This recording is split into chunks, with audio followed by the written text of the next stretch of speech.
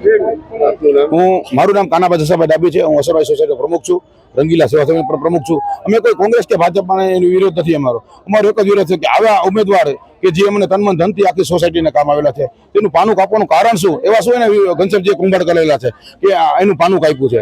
અમને તો હરખ હતો, અમે તો હરખથી એમ ઘનશ્યામજી આવે એટલે ખોબલે ખોબલે મત આપણે છૂટાડશું, વિરોધ પક્ષમાં લેશું અને પબ્લિકના કામ કરેલા છે।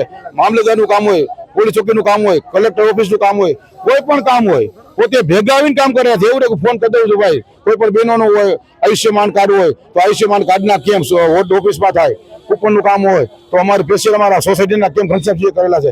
2015માં જ્યારે ચૂંટાણા હતા ત્યારે શૈલેષભાઈ રૂપાપરા હારેલા હતા, તો જો હારેલા ટિકિટ આપેલી છે અને ઘનશ્યામજી ટિકિટ કેમ નથી આપેલું? અમારું એક જ માંગ છે, ઘનશ્યામજી જાડેજાની ટિકિટ કેમ આપ્યું?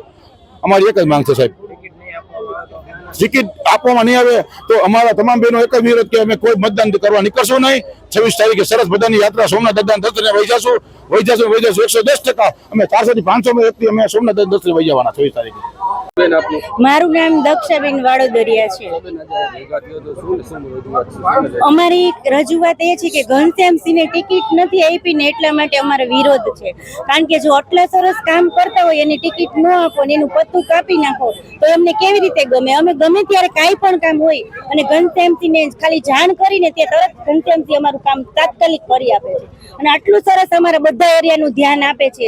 વાલકેશ્વર, નારાયણનગર, હસનવાડી, સહકાર, ભારતીનગર આ બધા ત્યાંના બહેનો ભેગા થયા છે। અમારી એટલી જ માંગ છે કે ઘનશ્યામસિંહને ટિકિટ આપો બસ।